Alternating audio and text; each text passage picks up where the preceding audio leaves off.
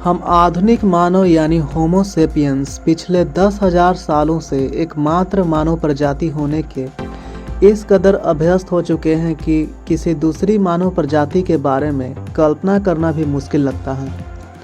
लेकिन 19वीं और 20वीं सदी के आरंभ में मानव और वैज्ञानिकों और पुरातत्वविदों ने हमारी इस सोच को बदलते हुए बताया कि वास्तव में होमो सेपियंस मानव प्रजातियों की महज एक किस्म है। आज से तकरीबन 1 लाख साल पहले पृथ्वी कम से कम 7 मानव प्रजातियों का घर हुआ करती थी।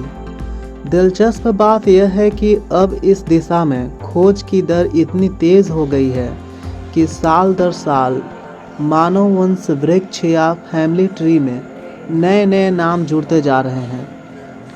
इसी कड़ी में हाल ही में चीन के शोधकर्ताओं ने एक ऐसी प्राचीन खोपड़ी के बारे में जानकारी दी है जो पूरी तरह से एक नई प्रजाति के मानव की हो सकती है। शोधकर्ताओं का दावा है कि यह अभी तक पहचाने गए हमारे सबसे नज़दीकी वंशजों जैसे होमो निएंडरथल्स या होमो इरेक्टस की तुलना में और भी करीबी रिश्तेदारों को हो सकता है। वैज्ञानिकों ने इस नए मानव प्रजाति को होमो लीग नाम दिया है। चीनी भाषा में ड्रैगन को लोंग कहा जाता है, इसीलिए इस नई प्रजाति को ड्रैगन मैन नाम से भी बुलाया जा रहा है। वैज्ञानिकों के मुताबिक यह खोज मानव विकास क्रम की कहानी में नया मोड़ लाकर इंसानी उत्पत्ति के इतिहास को नए सिरे से लिखने के लिए बाध्य कर सकती है। इसी 25 जून को द इनोवेशन जर्नल में प्रकाशित 3 शोधकर्ताओं के माध्यम से इस खोज का खुलासा किया गया। शोधकर्ताओं का दावा है कि हमारे नज़दीकी संबंधित निएंडरथल्स नहीं बल्कि ड्रैगन मैन की यह नई प्रजाति थी। गौरतलब है कि अभी निएंडरथल्स और होमो इरेक्टस को मनुष्य का सबसे नज़दीकी रिश्तेदार समझा जाता है।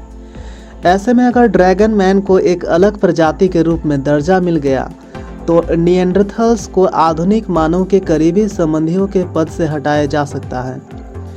ड्रैगन मैन आज से तकरीबन 1,46,000 साल पहले पूर्वी एशिया में रहते थे। वैज्ञानिकों का मानना है कि ड्रैगन मैन बेहद शक्तिशाली और आक्रामक रहे होंगे। हालांकि उनके रहन सहन के तौर तरीकों के बारे में कुछ खास जानकारी नहीं मिल पाई है। फिलहाल हमारे पास ड्रैगन मैन के होने का प्रमाण सिर्फ एक प्राचीन खोपड़ी है जिसका जीवाश्म 1933 में उत्तरी पूर्व चीन के हर्बिन में एक मजदूर को मिला था। इस खोपड़ी को उस मजदूर ने तब खोजा था जब वो हर्बिन से गुजरने वाली सोंगुआ नदी पर पुल बनाने में सहयोग कर रहा था। सोंगुआ का अर्थ है काले ड्रैगन की नदी, जिसके ऊपर इस प्रजाति का नाम रखा गया है। उस समय यह इलाका जापानियों के कब्जे में था। खोपड़ी को जापानी सेना की नज़रों से बचाने के लिए मजदूर ने उसे कुएं में छुपा दिया था। 85 साल तक यह खोपड़ी कुएं में ही पड़ी रही। मरने से पहले उस मजदूर ने इस खोपड़ी के बारे में अपने पोते को बताया। इसके बाद यह खोपड़ी साल 2018 में हेबेई जियो यूनिवर्सिटी के प्रोफेसर जी सियांग को अध्ययन के लिए सौंप दिया गया। जी सियांग ने जियोकेमिकल तकनीक की मदद से पता लगाया कि यह खोपड़ी लगभग 1,46,000 साल पुरानी होगी। सियांग के नेतृत्व में चीन शोधकर्ताओं ने अब इस खोपड़ी के जीवाश्म का गहन अध्ययन कर इसे इंसानों की एक अलग प्रजाति के तौर पर पहचान की है जो होमो निएंडरथल्स के मुकाबले हमसे यानी होमो सेपियंस के ज़्यादा करीबी रिश्तेदार हैं। द इनोवेशन जर्नल में प्रकाशित शोध पत्र के मुताबिक खोपड़ी एक नर मानव की है जिसकी उम्र 50 साल के करीब हो सकती है और शायद बाढ़ वाले जंगली इलाकों में रहता होगा। मानव वैज्ञानिकों का कहना है कि उस वक्त के इंसान शिकारी संग्रह करता रहे होंगे जो जमीन पर रहते थे।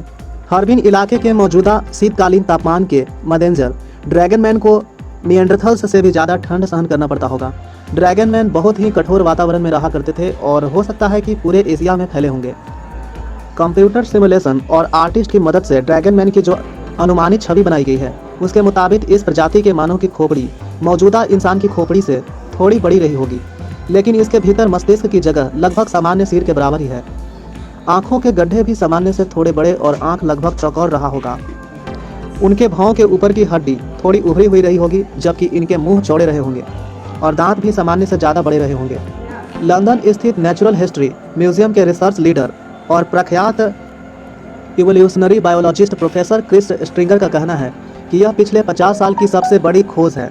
उनके मुताबिक अब तक मिले लाखों सालों के जीवाश्म अवशेषों में यह सबसे महत्वपूर्ण माना जा सकता है।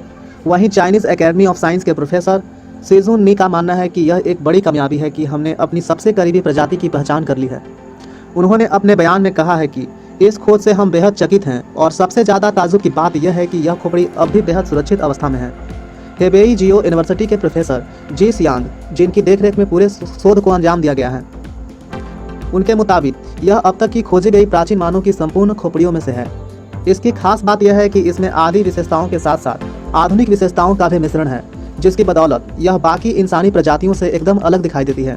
गौरतलब है कि ड्रैगन मैन या होमो लिग एशिया में उस समय रह रहे थे जब होमो सेपियंस, होमो निएंडरथल्स, डेलिवोसन्स और होमो फ्लोरेसेंस मानव प्रजातियां भी पृथ्वी के अलग अलग हिस्सों में मौजूद थी। वैज्ञानिकों का अभी तक यह मानना था कि मनुष्य जैसी दिखने वाली सबसे पुरानी प्रजाति होमो इरेक्टस अफ्रीका से बाहर निकलकर दुनिया के अलग अलग हिस्सों में फैली और बाकी मानव प्रजाति होमो इरेक्टस के क्रमिक विकास की ही देन है। इस निष्कर्ष को अब होमो लिगो की खोज से चुनौती मिलने लगी है, जो होमो इरेक्टस के वंशज नहीं प्रतीत होते। जब होमो सेपियंस पूरी एशिया तक पहुंचते थे तब होमो लोगी उस समय वहां मौजूद थे, तो उनमें आपस में जेनेटिक मिक्सिंग हो सकता है। फिलहाल यह स्पष्ट नहीं है। क्रिस स्ट्रिंगर के मुताबिक इससे समझ में आता है कि एशिया में मानव का क्रमिक विकास कितना जटिल रहा होगा। वैसे भी पुरातात्विक साक्ष्यों की कमी है, लेकिन अभी तक जो नतीजे सामने आए हैं वह मानव विकास क्रम की कहानी को नया रूप देने के लिए काफ़ी है। सवाल यह भी है कि होमो लोगों की तरह पता नहीं हमारे खोए हुए और कितने संबंधियों के निशान ढूंढ निकाले जाने का इंतजार कर रहे हैं। तो दोस्तों, आज के वीडियो में बस इतना ही। आपको यह वीडियो कैसा लगा आप हमें कमेंट बॉक्स में बता सकते हैं। अगर आपको यह वीडियो पसंद आया हो तो ऐसे ही और भी वीडियो देखने के लिए आप हमारा यूट्यूब चैनल ट्रेंडिंग इंडिया को सब्सक्राइब करें। अब मिलते हैं बहुत जल्द अगले वीडियो में, तब तक के लिए जय हिंद।